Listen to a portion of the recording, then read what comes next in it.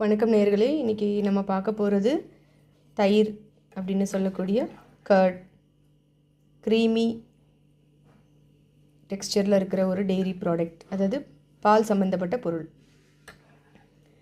உங்களுக்கு இதில் உங்களுக்கு முக்கியமானது ப்ரோபயோட்டிக்குங்க. உங்களோட கட் ஹெல்த்துக்கு ரொம்ப ரொம்ப நல்லது. உங்களுக்கு குடலோட அந்த நல்ல பாக்டீரியாக்களை இது உருவாக்கும். ஸோ இது ரொம்ப ரொம்ப நல்லது. உங்களுக்கு நல்ல ஒரு புரதம் கிடைக்குங்க. அதுக்கப்புறம் கால்சியம், சுண்ணாம்பு சத்து ரொம்ப நிறைய இருக்குது, எடுத்துக்கலாம். டைஜஷனுக்கு ரொம்ப ரொம்ப நல்லது. அதுக்கப்புறம் உங்களோட எலும்புகளோட பலத்தை இது அதிகப்படுத்தும். அதிகமான விட்டமின் டி சத்து அதிகம் உள்ள ஒரு பொருள். ஹெல்த்துக்கு ரொம்ப நல்லது. உங்களோட பற்களும் உங்களுடைய எலும்புகளும் வலுவடையணும் அப்படின்னா நீங்கள் தினமும் தயிர் எடுத்துக்கலாம். ஒரு கப் தயிர்.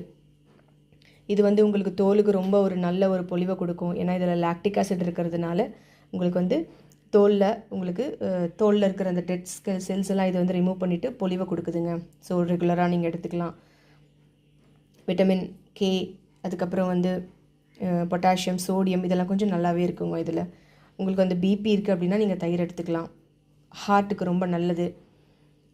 நீங்கள் வெயிட் லாஸ் பண்ணணும் அப்படின்னும் போது நீங்கள் தயிர் சம்மந்தப்பட்டதை எல்லாமே நீங்கள் ரெசிப்பியாக நீங்கள் பயன்படுத்தலாம்.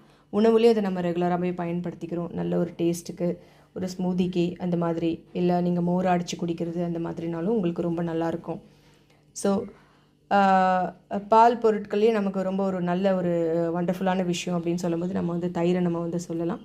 புளிப்பில்லாத தயிர் முடிந்த அளவுக்கு, ரொம்ப புளித்த தயிர் எடுக்கிறத விட புளிப்பில்லாத தயிர் முடிந்த அளவுக்கு நல்ல ஒரு ஃப்ரெஷ்ஷான ஒரு கர்ட் அப்படின்னு எடுக்கும்போது நமக்கு அதனோட எல்லா பெனிஃபிட்ஸும் உங்களுக்கு அதிக அளவில் உங்களுக்கு கிடைக்கும். ஸோ நம்மளும் தினமுமே தயிர் எடுத்துக்கலாம், எல்லாருமே எடுத்துக்கலாம். தினமுமே நீங்கள் உங்களை உணவில் சேர்த்துக்கோங்க.